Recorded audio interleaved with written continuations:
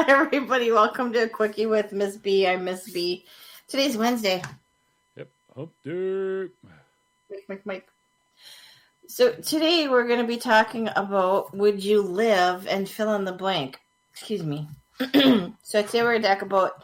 Today we're going to about that burp just threw you off, didn't it? Like she's like trying not to burp. She burps. She looks at me.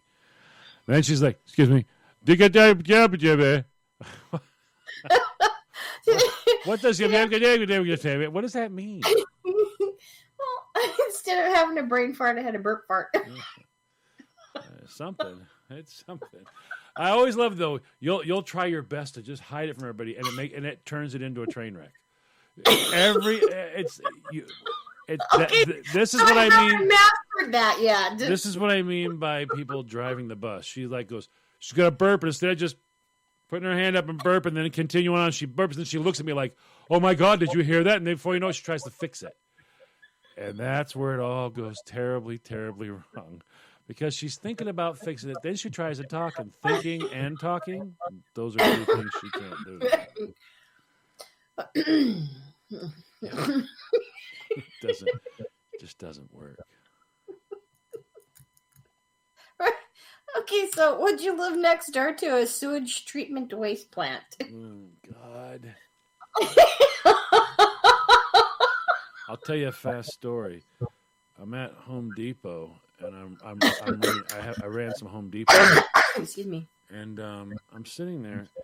I don't even know what this product is that I've got in my hands, and the guy's talking to me, so I'm getting ready to place an order because I know a lot of people buy it. It's called Malorganite. And just as a joke, I told the guy, he was making a joke to me. I was being serious. I said, so what is this? He goes, "You ever been to Michigan?" I said, "Well, yeah." He goes, "Well, then there's a little of you in every bag." And I'm like, "What does that mean?" He goes, "It's human waste." Well, I had my hands in this. I'm like, I looking at my hands. I'm like, "What?" He's like, "Oh, it's been sterile." I said, "Wait a minute. Are you telling me? Sterilized poop. Are you telling me that you put people's dried out doogies in a bag?" He's like, "Well, it's all sterilized." I'm like, "What? Whoa. How do you sterilize poop? Apparently, you heat it up to like sterilization temperatures. Then they grind it up. But get this. Then they want you to spread it on your lawn. Oh, it doesn't smell. Oh, right.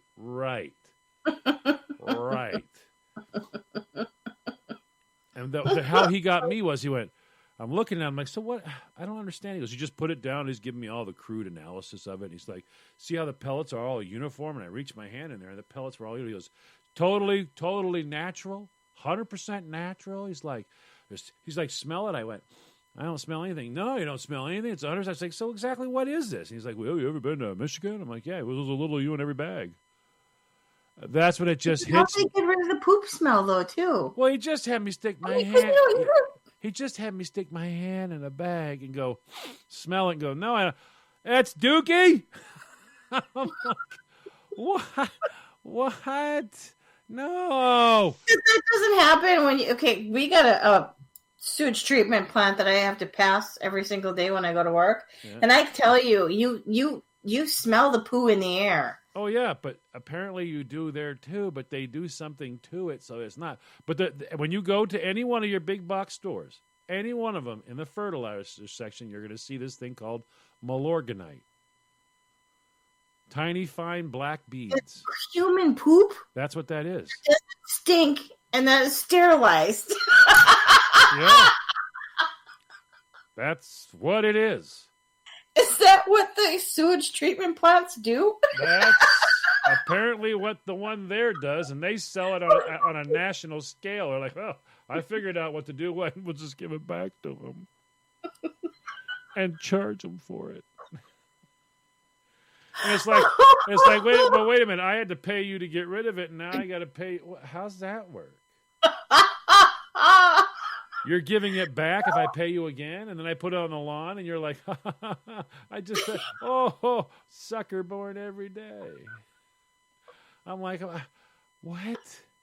But the worst part was he got cycling. well, yeah. The worst part was he's got it in a can, like a coffee can. He goes, "Here, get some out of that." I'm looking at it, see how the pellets are all uniform. I'm like, "Yeah." He goes, "Now smell it." I'm going, and that's when he lays it on me that it's Dookie, and I'm like, I just grabbed a handful of Dookie, stuck it to my nose, and went, "No, I don't smell anything." You know, he's laughing, going, "Oh, I get him every time." I just had you pick up. I wonder, is that what they do at the sewage treatment plants? Then they're sterilizing the poo. Well, I don't know that. Make it not smell anymore because you smell it in the air when I drive past there every day. But listen, I don't know that. I know that's what they're doing with this one. Can you imagine if your house was right next door to the poo plant? I mean, everything would be smelling like poo inside and out of your house. Well, yeah. Ooh. You could have a beautiful home. People go, I don't go over there a lot. Why? Kind of. Yeah, there's no hope. The poopery smell. I can imagine you, the Avon lady, ding dong, as you open the door, there's like 800 of those little car air fresheners in the hallway. She's like, "Hi, I'm with Avon. Come on inside." And you're like, "Oh wow, you really like those air? Oh wow, you really like those air fresheners. Come on inside. Come in the living room." You're like, "Wow. You have a fresh Christmas tree in the house all year. All year. Very piney in here. Yeah, very piney. Yes, it's wonderful. Love that pine. Yeah." I'd rather be smelling that kind of word that begins with a P, pine, rather than P with a poo. Well, yeah. Can you imagine living next door, though? They'd be like, "Oh, wow." Oh. They're like, "What is that smell?" I wonder if they should be charging the same kind of sewage rate as everybody else because it has a shorter distance to go. Oh, my word. Look at you. Excuse me, what? I got billed, and I went from right here to right there. Do you see there? Yeah, and here. Do you see that? Yeah, that was not as far as my friend Mary, who lives on the other side of town. Now, when she drops a dookie, it has to go from the other side of town all the way to here. Same price. Don't get it. I'll tell you what, how about I just throw mine over the fence from now on? How's that sound? Huh? I'll just throw them over the fence and you don't got to bill me. I think if you live really close to a sewage treatment plant, you should get a discount on your sewage. It doesn't have far to go. Your Honor, my dookie only had to travel 9 feet. I offered to throw it over the fence and give them free delivery, but they're still charging me, Your Honor. They're still charging me. Can you imagine that? What? She's throwing her dookie over the fence, telling us we shouldn't be billing her. I want a restraining order. Christine's out there with her big yellow glove on going, here, there you go. And these two as well. Okay. Can you just see what the judge says to me? Ms. Bowman, what do you have to say for yourself? I fling poo. Well, it was, Your Honor, it was free delivery, so I offered them free delivery. And on that note, let's go take a potty break. Back in a moment. What? Stop doing that to me. What did I do? Back in 3, 2, 1. Oh, well, you talk about me saying that I talk fast sometimes. You talk really fast when you go back in 3, 2, 1, and then I'm supposed to be just like, "Oh, hi, welcome back, everybody. Cooking with Miss B." You just did it. Not that fast. You just did it that fast. It shouldn't be that fast because nobody's going to go, "Oh, what the heck? What am I listening to?" You're confusing our listeners. No, they know they're listening to Quickie with Miss B. There's a crazy lady on the air, and that's what they came to listen to, and she's there right now. So, yeah. Part 2. Part doogie. Could you imagine? You could actually have a guy who was a doctor who lived in the house next door, and he'd be Doogie House MD.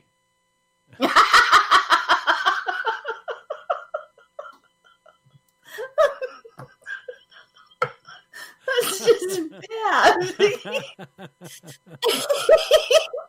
All this we were talking about, would you live and fill in the blank? So now I want to know, would you live next to, I like to call them antenna farms. Right, because I know all the antennas for television, radio, those giant cellular, whatever. They're usually in a great big field. Mm-hmm. There's several of them there. All the dang lights just flashing, flashing, flashing, flashing. The only one positive thing that I can say about that is if you have a house next to the antenna farm, at least the big flashing light wouldn't be a problem because it's way up there on the tippy top of the... Oh, yeah. I think it's every 50 feet after 100 feet. So it's like 100, then 150, then 200, and they go up. But, I mean, and it's usually lots of open space. Yeah. It's a lot of open space. You can't do anything with the open space. You wish they'd let you garden or something. You know what I mean? Yeah, well, you guys aren't doing anything with it. Why can't I plant potatoes here, huh? Come on. They might come out out of the ground radioactive or something.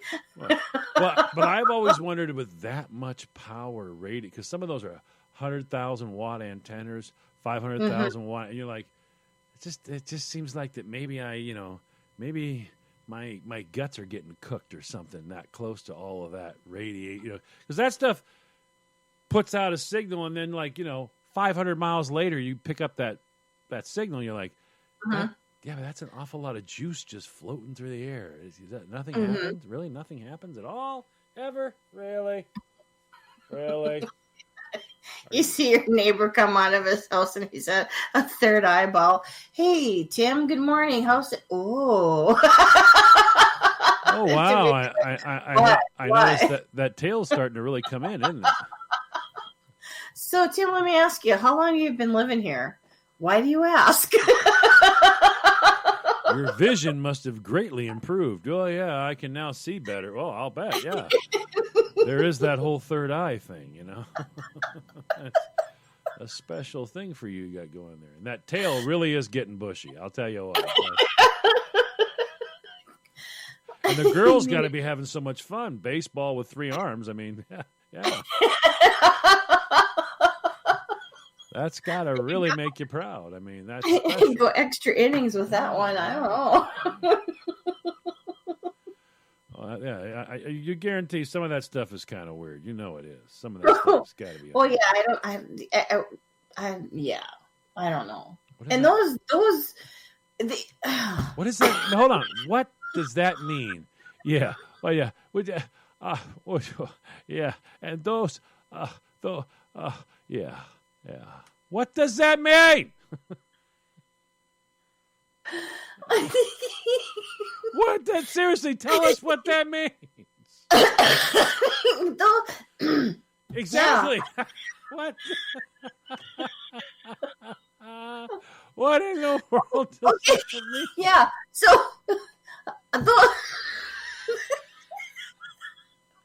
oh my word.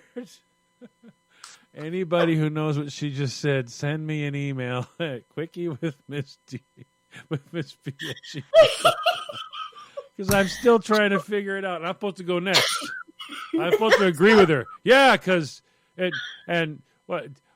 yeah, really. Okay, yeah. I can't imagine being the dude that's got to climb up those towers to change the light bulb when it goes out. Oh, I've watched it. Have you seen the videos? Yeah. Oh, yeah. I would not like that. It could be scary. You really got to not be afraid of heights at all. It can't bother you an iota. When you realize they welded that little step on the side of a tower, all that's holding you is that little tiny weld. A little tiny. It's like a nut or a bolt. They put a bolt on the side of it and weld it on. That'll be good. And that goes on for 1,950 feet, and you're like, you're not gonna. Oh yeah, so they climb up it like it's nothing. It's Tuesday. I know. Get up to the top and screw in a light bulb. You're like, I understand that if all the safety measures are met and all that, but I mean, you're standing on a welded-on piece of steel. And all of those are welded. What if the guy had a bad day who welded those? What if he was like, you know what? I've been welding on this thing for 9 months. I hate my life. And this one particular time, he didn't do a great job welding that. Do you think he's high enough up where he can just, have a parachute on his back and Actually, they are high enough if they have a parachute to deploy. Really? Oh, yeah. Oh, Oh, yes. They are high enough to deploy a parachute. Can you imagine? They are. The Absolutely. guy goes to change the light bulb, it fail. The support fails, and all of a sudden he's got a parachute down, and all of a sudden he ends up in your backyard because you're living next door to the antenna farm. Who's in our yard? Oh, it's just the maintenance man. He was changing the light bulb. Wow. Tommy fell off again. Rookie. But I mean, literally, if these guys fall off, they're dead. Mm-hmm. They plummet to their deaths. Yeah. So it's like, and you're watching them, and every once in a while you see them cop an attitude. When they get to the top, they got to climb over the edge of it. They unhook and start climbing. You're like, you're 1,950 feet in the air. You just copped an attitude because you don't want to be attached. Yeah. Really? It's like Yep. it's like getting in your car and going, I'm just going to move across the parking lot so you don't put your seatbelt on. These guys do that at 1,950 feet in the air. I just got to reach over. I'm not hooking up to that. And you're like, wow. Have you ever heard of a gust of wind? At 1,950 feet in the air, I think gusts of winds are probably, I don't know, a lot easier to find. I mean, you're basically... Well, I mean, you're getting, what are you, half mile? I don't know, but all I know is that you better be getting paid very well for that job because there's no way. I mean, Nope. I just, Not I mean, light bulb changer. yeah, I don't know. Can't do it. It just, And on that it just strikes me as no. nope. And on that note, we gotta go.